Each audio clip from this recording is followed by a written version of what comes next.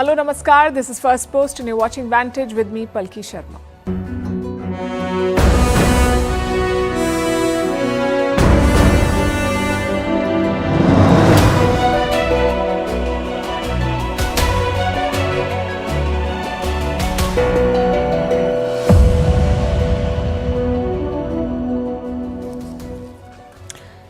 Are India and China normalizing ties? We've been tracking key meetings, statements and policy decisions, and they all indicate a shift. Tonight, we'll tell you what has changed and whether a resolution to the border dispute is finally in sight. In the US, a heated debate over the presidential debate. Was it biased? Did the moderators help and favor Kamala Harris? We'll tell you who said what and why. In Pakistan, they're celebrating a new hero, a policeman who killed a blasphemy accused in custody. In China, auditor PricewaterhouseCoopers or PWC has been banned for 6 months for helping property giant Evergrande cook its books. In North Korea, Kim Jong-un has been photographed in a nuclear facility. What's the message they're trying to send?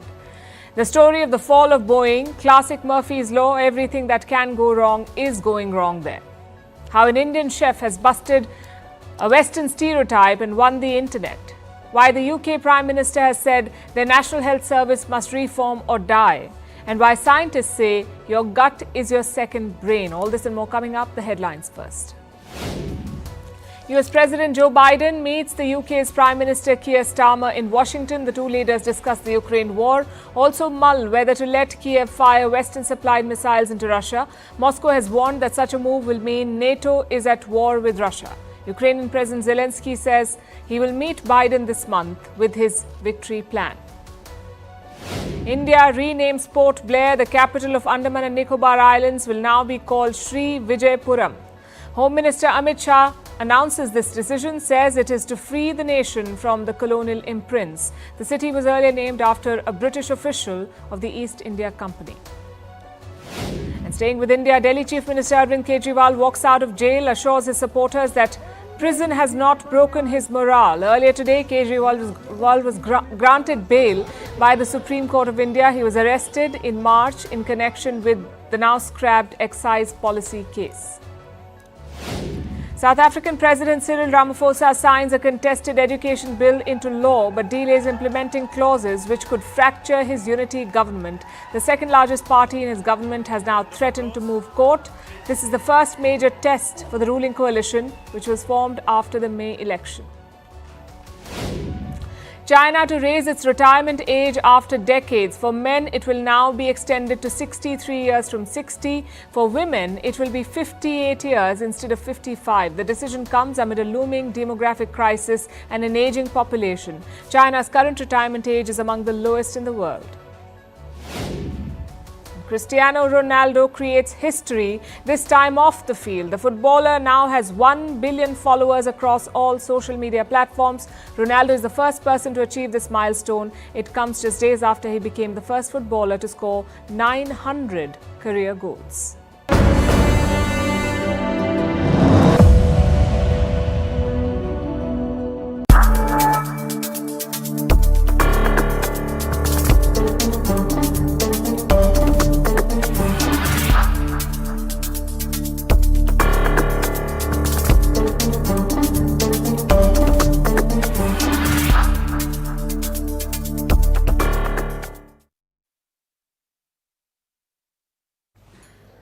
India has a China problem. 2 weeks ago, Foreign Minister Jaishankar said this. Tonight we ask if we are close to solving that problem. It's a rhetorical question, but worth asking because there are rumblings of a rapprochement, thanks to two events in the past 24 hours. Earlier today, key officials from India and China met in Russia, in St. Petersburg. The border czars from both sides, National Security Advisor Ajit Doval from India and Foreign Minister Wang from China. Both were in Russia for a BRICS event. They had a meeting on the sidelines to discuss the border standoff, and it seems that they had a good meeting. India and China released separate statements. Both hinted at a possible resolution.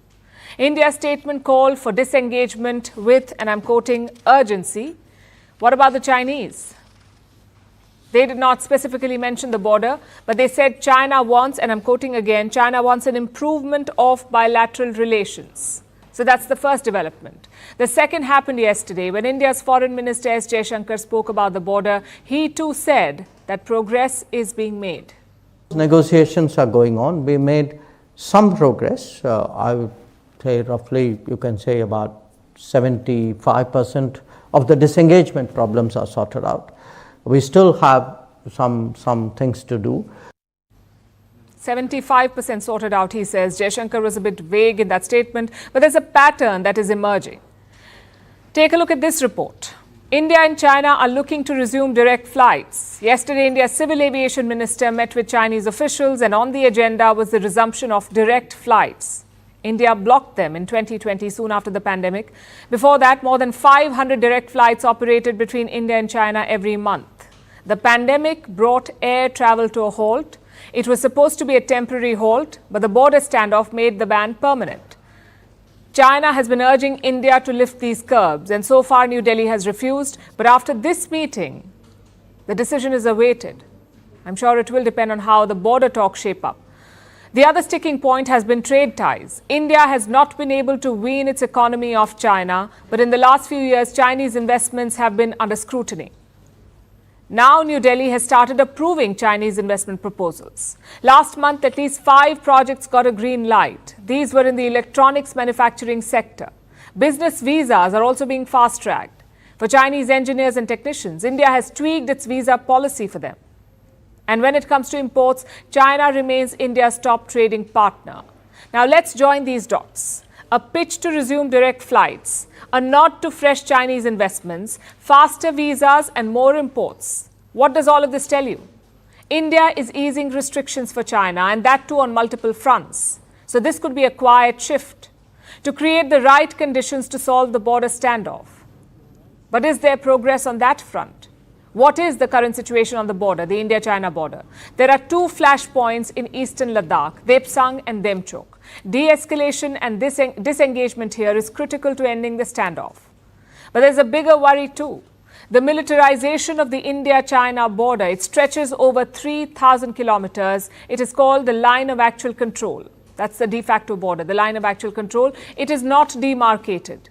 And as of today, troops are stationed on both sides of this border. We are talking about 50 to 60,000 troops on each side. The longer they remain near the border, the higher the risk of a military clash. Until both sides pull back troops, the relationship cannot normalize. And it is in China's interest to come to the talking table sincerely now. Their economy is hurting. Keeping a large border force is costly. The West and Western trade barriers are bleeding China, so they need to restore ties with India. New Delhi may be looking to offer economic incentives and asking for a border deal in return. No one has spelled it out officially in so many words, but this could be the thinking behind some of the recent decisions. It is a bold bet, we say. New Delhi must tread cautiously because China remains a slippery customer. It continues to hurt India's strategic interests. Look at this latest report. China is arming Pakistan, helping them with their ballistic missile program. This is according to the United States. The US has announced fresh sanctions today, targeting a Chinese research institute and several companies, the ones supplying missile technology to Pakistan. Irrespective, India is looking to resolve the standoff with minimum collateral damage. There is growing talk of a meeting between Prime Minister Modi and President Xi Jinping. This could happen next month in Russia, where both leaders are expected to attend the BRICS summit. Resolving the border dispute could pave the way for these talks. Not the first time India is making a sincere effort. And knowing China, it may not be the last time either. The next few weeks will be critical. We'll be tracking this one for you.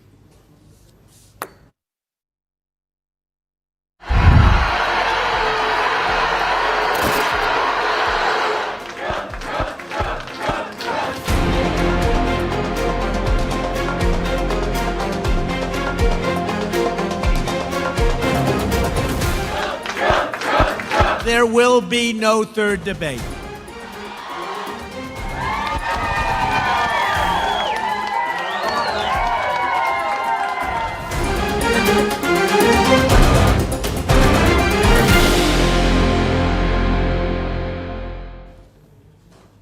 Now let's look at the US, where the rumor mill is abuzz. There are allegations of a conspiracy, of a plot against Donald Trump. On Tuesday, Trump took part in a presidential debate. He faced off against Kamala Harris. Some of you would have seen the debate. We told you about it. What did you think of it? Who do you think won the debate? Donald Trump believes it was him, that he won the debate hands down. So because we've done 2 debates and because they were successful, there will be no third debate. Trump says there will be no third debate. His first debate was against Joe Biden. It forced the sitting US president to withdraw from the race. The second debate was against Kamala Harris, and Trump thinks that he won it. In fact, he says that it may have been his best debate, so he doesn't want another one. On the other side, there's Kamala Harris. She's quite eager for another round. So North Carolina, 2 nights ago, Donald Trump and I had our debate. You watched it? Did you watch it?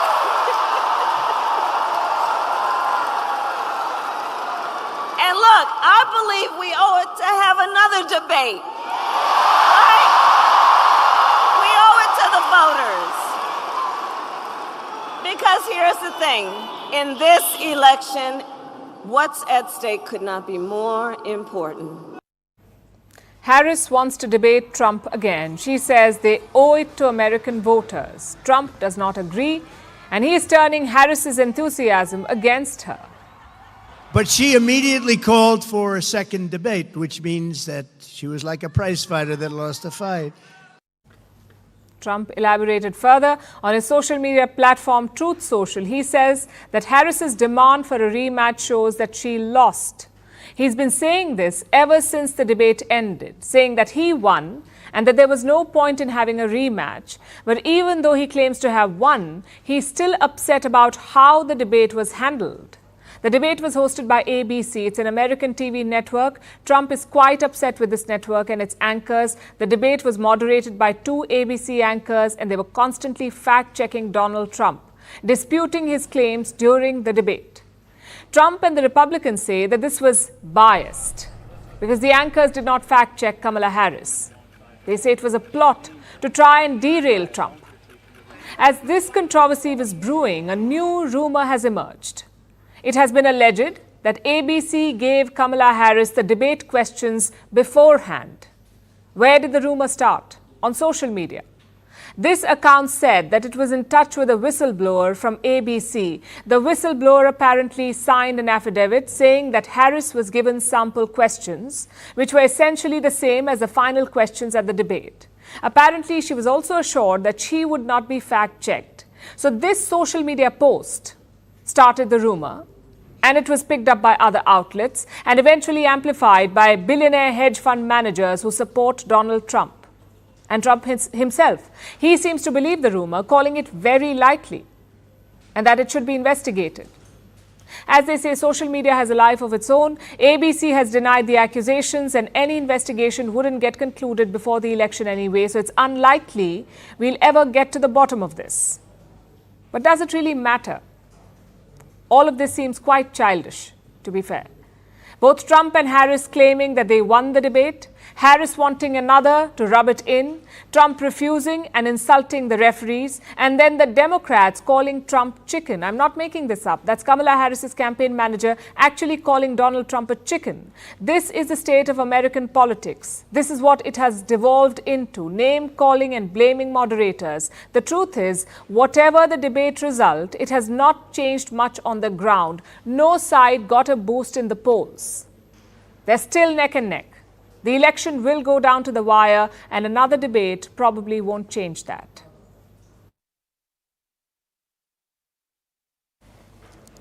Our next story is from Pakistan. A murder has taken place in the country in the city of Quetta. It took place inside a police station. The murderer was a police constable. He shot a man who was in custody. Why? Because the victim was accused of committing blasphemy. The victim's name was Abdul Ali. He had been arrested on Wednesday after a video of his went viral. He allegedly said something objectionable about the Prophet Muhammad. So he was charged under Pakistan's draconian blasphemy law. That sounds absurd enough as it is. A country having a blasphemy law in this day and age. But the story just keeps getting worse.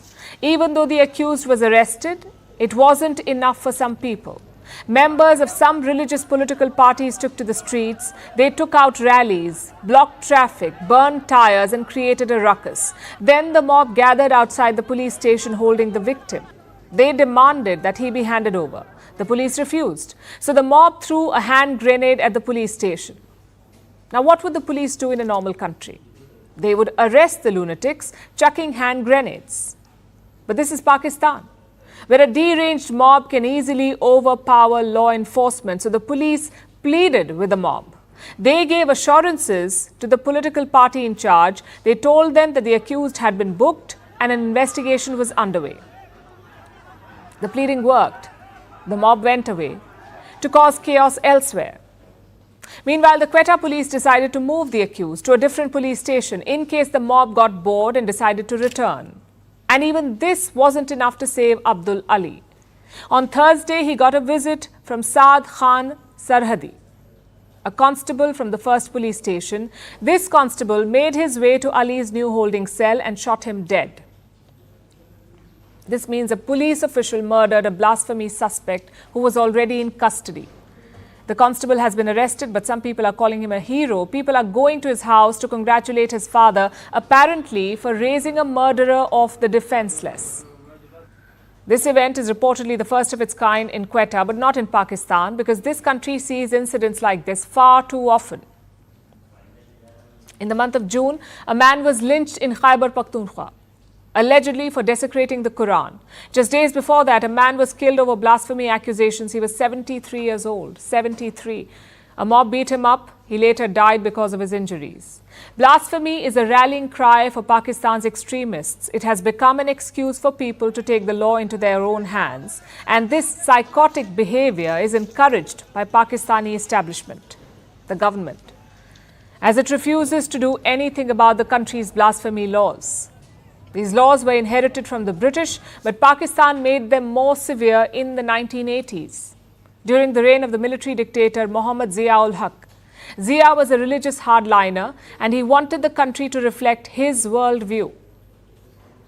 Up till 1986, there were 14 cases related to blasphemy in Pakistan. After Zia mucked about, there have been hundreds. The military dictator popularized the prosecution of blasphemy. And this has made its way down to the people, brainwashing them and creating the conditions for mob lynchings. No Pakistani politician will reverse Zia's changes for two reasons. One, they're scared of the mob, terrified of the monster they helped create, because even politicians get murdered when it comes to blasphemy in Pakistan. And the second reason is greed. The blasphemy law has helped birth extremist movements and religious political parties. These parties can rally popular support, as we just saw in the case of Quetta. The support can be converted into votes. That's why no Pakistani politician will ever try and repeal the blasphemy laws. Now take a step back and think about everything that you just heard, about how religion has been weaponized, about how cynically it has been used. What is the real purpose of blasphemy laws? To protect religion? Religion has been around long before any of us. And it will be here long after we are gone. It does not need protecting. Blasphemy laws are not about protecting religion. They are about persecution. These are tools to control the masses and an easy way for politicians to remain in power. The people of Pakistan should recognize this and push for a reform before more lives are lost.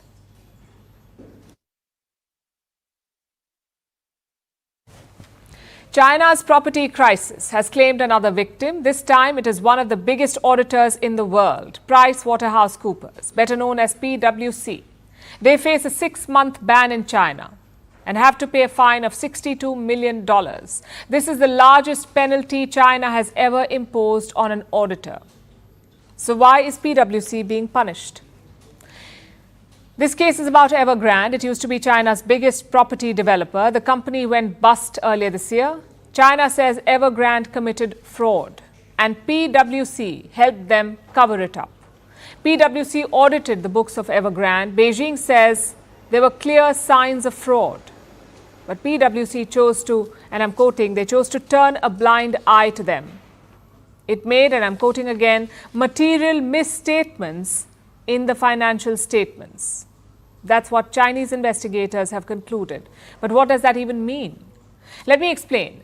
Evergrande was China's biggest property developer. It had over 1,300 projects across 280 cities. That's how big this company was. At its peak, Evergrande borrowed heavily to expand. It amassed a debt of more than $300 billion.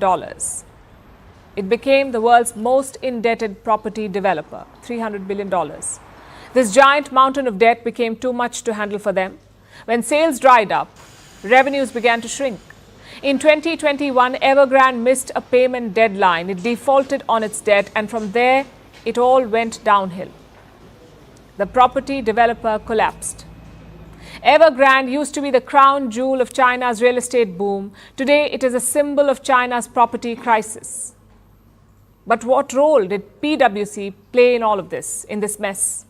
PWC audited the financial statements of Evergrande. Just like an impartial referee in a football match, the auditor's job was to make sure that Evergrande followed all the rules, that it reported its financial details with accuracy. If there were mistakes or fouls, PWC was supposed to have blown the whistle. But it did not. Evergrande boosted sales by misrepresenting numbers. Reports say it exaggerated revenue by a whopping $78 billion. It took money from home buyers and showed this cash as revenue on the books without even building the apartments. This wasn't an accounting mistake. This was Evergrande cooking its books, and PWC signed off on those balance sheets. This is outright cheating. It affected everyone who did business with Evergrande. Banks who extended loans to the developer, investigators who bought Evergrande shares, and even home buyers and contractors. They all believed that the builder was financially stable. But they were fooled by the facade that PWC helped create. So now the auditor must face the music. In 2022, PWC was China's top auditor. Today, it has been slapped with a 6-month ban. Needless to say, its business has taken a hit. More than 30 companies in China have dropped PWC as their auditor. These companies are listed on Chinese exchanges. Meanwhile, PWC has admitted that it made a mistake. It has issued an apology and sacked 6 of its partners. But the ban will cause far greater damage. It hurts PWC's credibility, and that's everything for an auditor. PWC was among what is called the Big Four, the world's 4 biggest auditing firms. The other 3 are Ernst & Young, E&Y, Deloitte, and KPMG. But we must add here that PWC is not the only one to blame for this mess. It's an easy target. What were the Chinese regulators doing? Where were they when Evergrande was on a borrowing spree? In 2019, the company was worth over $30 billion. That was Evergrande's market capitalization. It remained above $30 billion for the most part of 2019. Do you know how much debt it was under at that point? More than $100 billion. That's more than thrice the market cap. You don't need an accountant to tell you that this is problematic. Such levels of debt are unsustainable.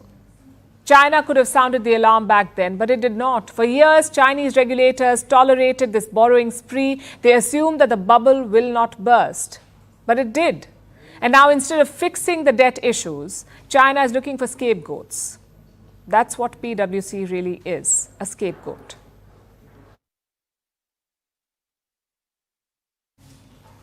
When it rains, it pours stands true for Boeing. The aviation company is dealing with a lot. There's a lawsuit, $1 million fines for crashes, whistleblower deaths, faulty planes, financial losses. Name any problem, and it's likely that Boeing is going through it. And amid all this, 30,000 of its workers are going on strike. They haven't had a pay hike in 16 years, and they won't return until their demands are met. Last time a strike like this happened was in 2008. Boeing lost almost $1.5 billion then. What will it look like this time? And is the company equipped to handle such a loss? Our next report tells you. The clock struck midnight and down went the tools. 30,000 Boeing workers will not pick them up anytime soon. They are on a strike. A walkout that could cost the company billions. But it's been coming for some time now. This will be an unfair labor practice strike, as there were many violations of the law while on the shop floor. We had discriminatory conduct, we had coercive questioning, we had unlawful surveillance, and we had unlawful promise of benefits. The last time Boeing workers went on a strike was in 2008. It was for 8 weeks. It cost the company about $1.5 billion. Finally, the company and workers reached a deal. That same contract continues today. Of course, it was high time for an upgrade, so the union and the company sat down to work out a new deal. The initial demand was a 40% pay rise, but Boeing gave a tentative proposal for a 25% pay hike. The union called it the best negotiated contract. It urged workers to accept the deal, but the workers did not care for it. The whole contract's unfair. They're taking too much away from us without giving us anything. 25% raise is a load of crap. We haven't had a raise in 16 years. It just feels like they're trying to put a little bit of pressure on us. And that's just not the way you want to act towards your employees if you really want us to work for you and build a quality plane. So workers in Seattle and Portland voted. 94.6% voted against the agreement. 96% voted in favor of a strike, which is why they've now put down their tools and are not coming back until Boeing decides to bargain in good faith. Now, this is really bad news for Boeing CEO Kelly Ortberg. He's been in the office for just 5 weeks, and now he has to deal with a full-blown strike. What does this mean for Boeing? Well, the company was once the gold standard of aviation. But 2 crashes, multiple accidents, mysterious whistleblower deaths, and zero accountability later, the company's reputation is in the doldrums. Flying a Boeing was once a matter of pride. Now it's a dangerous game. This has also affected the company's finances. In July, Boeing had to plead guilty in a case involving 2 fatal crashes of its 737 MAX planes. It faces a criminal fine of nearly $244 million. There are other lawsuits too, after a door blew out mid-air in an Alaska Airlines flight. On top of all this, there's a product cap. It was set by the US Federal Aviation Administration. It says that Boeing cannot produce unlimited 737 MAX planes. A strike will just make things worse. Production of the company's best-selling planes will come to a screeching halt. Since 2019, Boeing hasn't recorded a profitable quarter, and by the looks of it, it isn't happening anytime soon. So what can the company do? Well, the logical solution right now is a quick settlement, and it does seem possible. Boeing looks prepared to return to the table. But will the workers be willing to do the same? Well, we'll find out in the coming weeks. Either way, there's turbulence ahead for Boeing.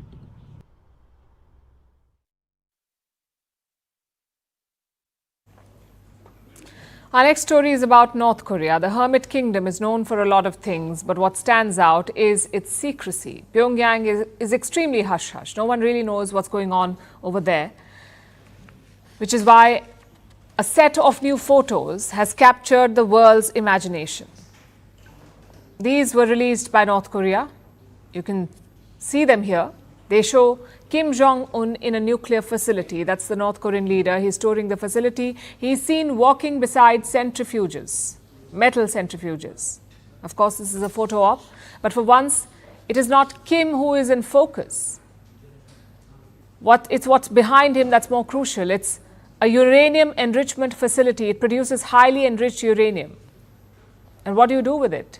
You make nuclear warheads with enriched uranium. So essentially, this is a nuclear facility, and it's unclear where it is located or when Kim visited it. But the disclosure is no coincidence. It sends a clear message. North Korea is telling the world that it is making nukes. Its nuclear ambitions are alive and they're growing. But how did they get here? How did North Korea acquire nukes? What is its current position? And what does this photo op indicate? The story begins in the 1960s during the Cold War. North Korea was close to the Soviet Union. They were allies. North Korea had already founded a nuclear program. But it did not make much progress. So the Soviets came to their rescue. They transferred nuclear technology, they helped train scientists, they even helped Pyongyang build a reactor. Even at that time, North Korea had bigger ambitions. Then leader Kim Il-sung wanted nukes. In the 1970s, North Korea obtained a Soviet-era missile. They got it from Egypt. So Pyongyang reverse-engineered it, and it created two missiles. These were crude in design, but they gave North Korea a lot of confidence. It ramped up its nuclear testing, while saber-rattling with the West continued. Then the Soviet Union fell. In 1994, Jimmy Carter visited Pyongyang. Of course, it was historic. He was a former US president and the first leader of this stature to set foot in North Korea. Carter spoke to Kim Il-sung for 2 days. Finally, they reached a deal. North Korea would freeze its nuclear program. In exchange, America would resume dialogue with Pyongyang. They signed the agreed framework. It lasted for a few years. But in the year 2002, it all fell apart. And in 2006, North Korea conducted its first successful nuclear test. And since then, there is no stopping them. Pyongyang has held multiple tests, including testing the patience of its neighbours. It has raised the nuclear ante and amassed weapons. The US believes North Korea possesses nuclear warheads, almost 60 of them. But it could be more, the number. Which brings us to the next question. Why does North Korea need nuclear weapons? Well, they see it as an insurance policy. I mean, look at North Korea. It's a small country, isolated country, surrounded by Japan and South Korea and at loggerheads with the United States. So they see nukes as a shield. The arsenal serves as a great equalizer. Not just tools of deterrence, but a guarantee of the regime's survival. For the Kim dynasty, nukes are key to ensuring they control the country, their control over North Korea. They don't see them as bargaining chips. They see them as the key to North Korea's independence. So if they've always had nukes and are creating more weapons, why the photo op now? Well, the answer lies in an election which is being held thousands of kilometers away. America is going to polls in a couple of months. So this could be a warning from Pyongyang. A signal that no matter who becomes president, North Korea will still have nukes. Pyongyang is cementing its position as a nuclear power, and that puts the ball in Washington's court. Will the next president engage in a nuclear standoff, or will diplomacy finally prevail? As they say, only time will tell.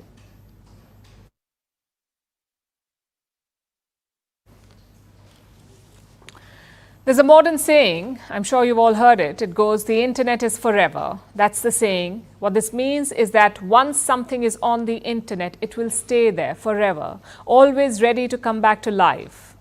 And this has just happened with a video featuring Vikas Khanna, who's a celebrity chef based in New York, and he's going viral again because of an interview from the year 2020 during the peak of the Wuhan virus pandemic. You remember those bleak days. The world was under lockdown, people couldn't leave their homes, incomes and savings were drying up, and ordinary people were going hungry. Vikas Khanna was among those who tried to help. He started an initiative called Feed India. From the US, he coordinated a massive meal drive to help the needy in India. The initiative was lauded. It gained global attention, including from the BBC. They asked him for an interview, and that interview went viral because of the following interaction. You've cooked for the Obamas. You've been on TV show with Gordon Ramsay. But it was not always that way, was it? You are not from a rich family. So, I dare say, you understand how precarious it can be in India. The interviewer made that statement. It's a standard, casual, run-of-the-mill racism. He just randomly perpetuated some stereotypes about India. Khanna was not born a billionaire, so then he must have understood hunger. He is from India after all. Khanna didn't miss a beat though. He responded with this. I understand, but my sense of hunger didn't come from India so much, because I was born and raised in Amritsar. And we have a huge community kitchen where everyone gets fed. The entire city can eat there. But my sense of hunger came from New York.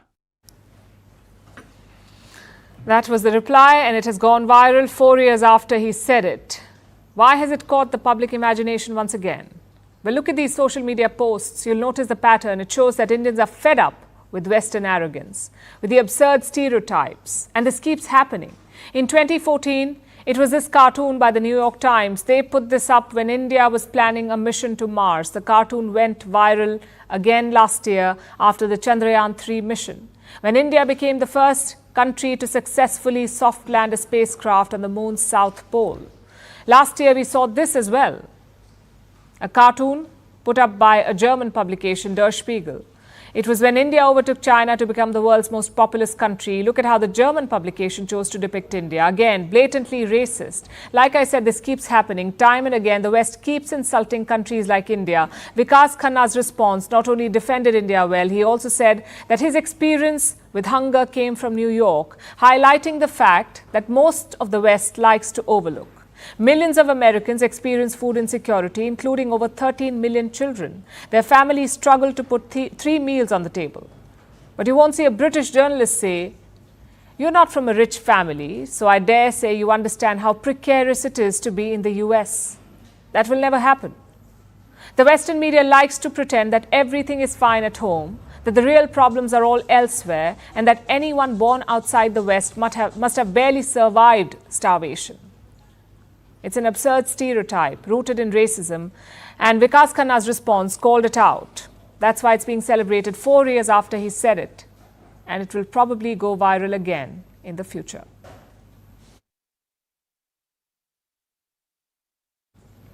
Reform or die, that's what the UK's Prime Minister Keir Starmer has told the NHS. NHS is the UK's National Health Service. It has been in a really bad shape for years now. This week, a damning report came out. It laid bare the critical state of NHS, from the crumbling infrastructure to the ballooning wait list, which stands at 7.6 million. That's how many people are waiting for healthcare in the UK. So Starmer has come up with an ambitious but controversial idea. He has promised a 10-year plan. He says money will not solve the problems. What the NHS needs is a complete reform. But can this decade-long plan resuscitate the National Health Service? Here's a report. The NHS is in a critical condition. We aren't saying this, a damning report is. NHS is the UK's National Health Service. It has been in crisis mode for years now, but now it faces its worst crisis ever. A government-commissioned independent review was held, led by independent peer and NHS surgeon Ara Darzi. The report's findings have shocked the nation. Darzi says that NHS is in, quote-unquote, serious trouble. The productivity is declining. There are cancellations of more hospital treatments than any comparable country. The waiting list is ballooning. It currently stands at 7.6 million. Last year, more than 100,000 infants waited more than 6 hours before they were treated. This year, nearly a tenth of all patients are now waiting for 12 hours or more. Darzi says the NHS emergency services are in an awful state. The infrastructure is crumbling. Patients with long-term physical ailments like diabetes and respiratory problems are not getting the help they need. Meanwhile, patients with mental health problems are left in, and we quote again, Victorian-era cells infested with vermin. So the NHS, instead of healing people, is causing about 14,000 more deaths every year. Like we said, this is a damning report. And British Prime Minister Keir Starmer shares his country's shock. Until this morning, we didn't know the full scale of the damage, which is laid bare in the report. Even Lord Darzi, with all his years of experience, is shocked by what is discovered. It is unforgivable, and people have every right to be angry. So what is Starmer's solution? Well, no more funding. The irony is almost painful. But the Prime Minister says that the NHS's problems will not be solved by more money. The NHS needs reform. Starmer says the NHS can reform or die. So what is he going to do? He has promised to draw up a 10-year plan. He calls it the biggest reimagining of the NHS. This reimagining will only appear in spring next year, so the details are not clear yet.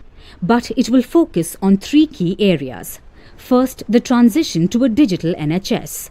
Secondly, moving more care from hospitals to communities. And thirdly, focusing efforts on prevention over sickness. Now, this plan is highly controversial. Yes, the NHS needs to be transformed completely. Yes, this will take time. But right now, the NHS also needs urgent help. Critics say that small changes over a decade may invite the slow death of the NHS. Yet Starmer remains hopeful. The NHS may be broken, but it's not beaten. As the report says, the NHS may be in a critical condition, but its vital signs are strong. And we need to have the courage to deliver long-term reform. Major surgery, not sticking plasters. The surgery carries major risks. Will it do more harm than good? Well, as the cliché goes, only time will tell. But by then, the NHS may have no choice between reform or death.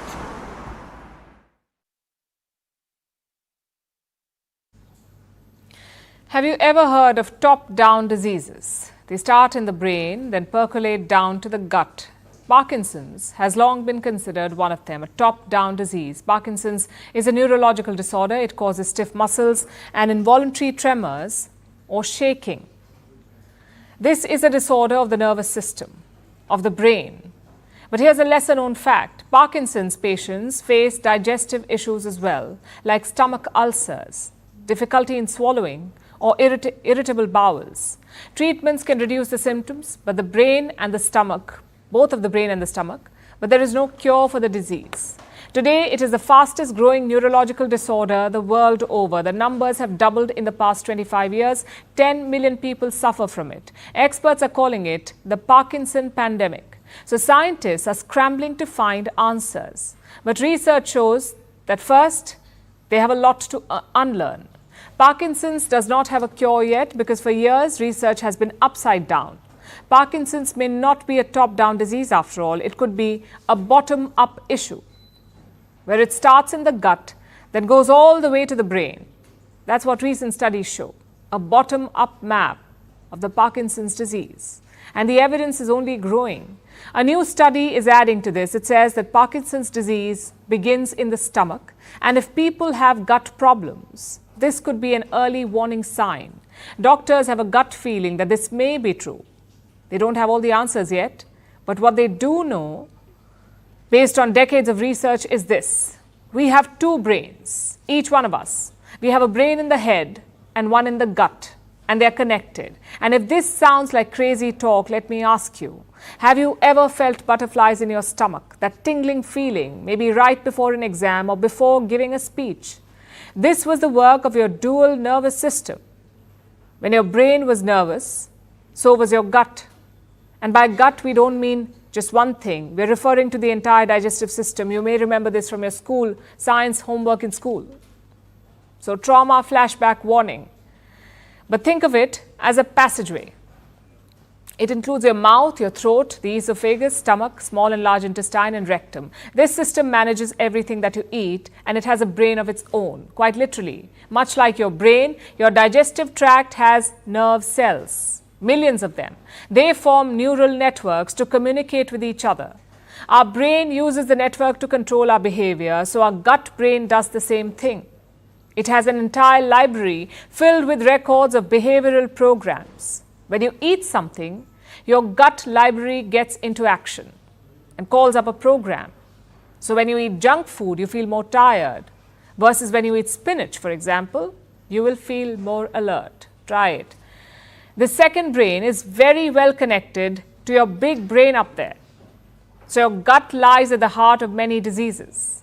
You already know that what you eat affects your physical health. You know that. But it's also linked to your psychiatric health. People with gut problems are at high risk of developing anxiety, depression, dementia, Alzheimer's, and Parkinson's disease. So it is a no-brainer that we have to take care of our second brain, which is our gut. Despite what social media tells you, there is no shortcut to this. Eating better is the best time-tested approach, like fruits, vegetables, whole grains, nuts, and poultry. Research shows that people eating a Mediterranean diet have a 23% lower risk of developing dementia and 53% for Alzheimer's. Call this a pre-weekend mantra. So go with your gut and protect it, because it will protect your brain.